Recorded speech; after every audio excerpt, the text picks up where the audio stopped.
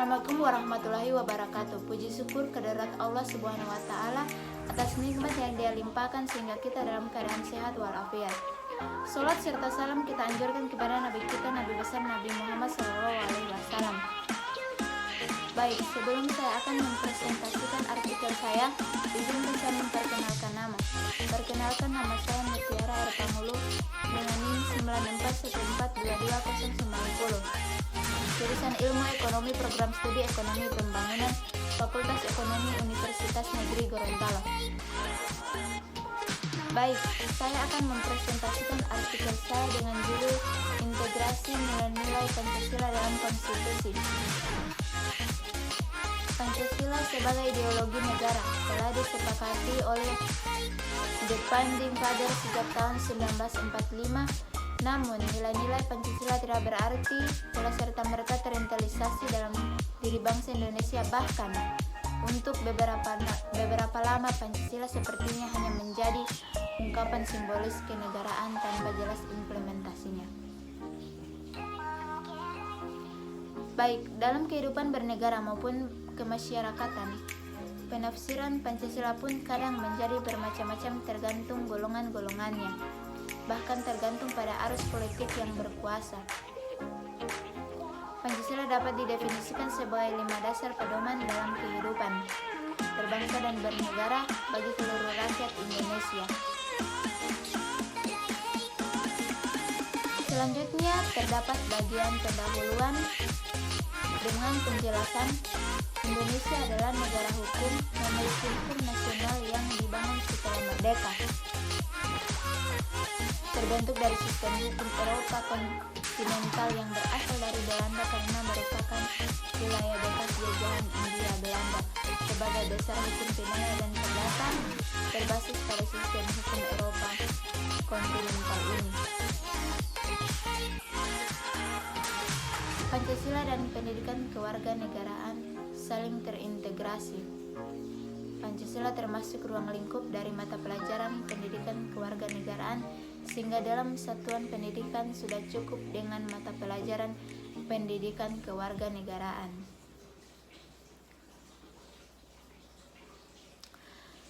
Selanjutnya terdapat metode penelitian. Dengan penjelasan, penelitian ini berjenis kualitatif dengan metode studi kepustakaan. Menurut Lex J 2010, penelitian jenis kualitatif bertujuan untuk mencari arti atau makna dari peristiwa dan kaitannya dengan orang-orang dalam situasi tertentu. Berdasarkan definisi tersebut, penelitian ini berupa mendapatkan pemahaman yang utuh dari permasalahan yang diteliti. Sedangkan studi kepustakaan dalam penelitian ini digunakan sebagai metode utama pengumpulan dan analisis data. Studi kepustakaan digunakan dalam penelitian ini untuk mengumpulkan segala informasi dan data melalui beragam literatur untuk mendapatkan penjelasan dan landasan teori dan permasalahan yang diteliti.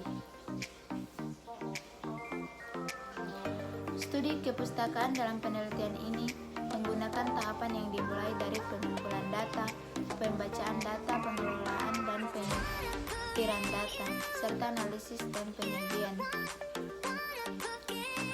Baik, untuk selanjutnya lagi terdapat hasil pembahasan yang mengenai integrasi nilai-nilai Pancasila dalam konstitusi. Dapat disintesiskan nilai-nilai Pancasila memegang peranan yang sangat penting dalam menumbuhkan kesadaran kebangsaan atau nasionalisme pada bangsa Indonesia.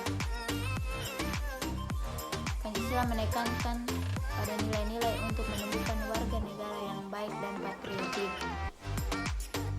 Selain itu juga, Pancasila juga sebagai dasar dan pandangan hidup bangsa. Maksudnya sebagai dasar dalam berperilaku yang sesuai dengan nilai-nilai luhur bangsa dan sebagai pandangan hidup.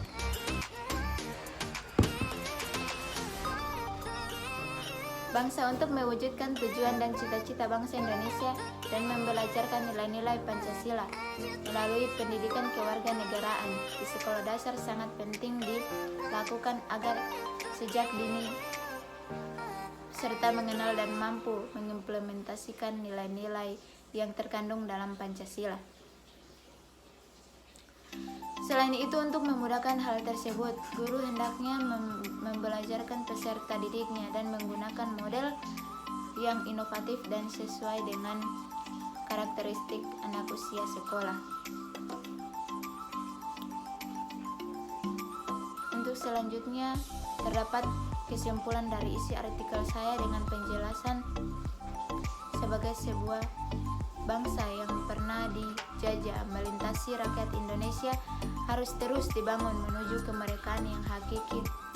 Krisis identitas adalah bagian dari proses pembentukan mentalisasi bangsa dan negara yang tidak perlu terlalu dirisaukan. Ditambah lagi dengan tingkat keberagaman suku, agama, ras, dan budaya Indonesia yang memang sangat tinggi. Hal itu membuat ide nasionalisme menjadi satu-satunya prekat yang membangun kesadaran rakyat untuk melanjutkan perjuangan pasca penjajahan. Pancasila telah melalui proses panjang dan pelik dari para founding father negara ini. Pancasila nasionalisme adalah dua hal yang tidak boleh terpisahkan dalam membangun.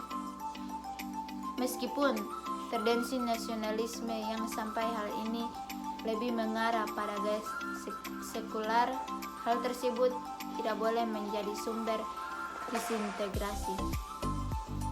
Baik, sekian presentasi dari saya. Wassalamualaikum warahmatullahi wabarakatuh.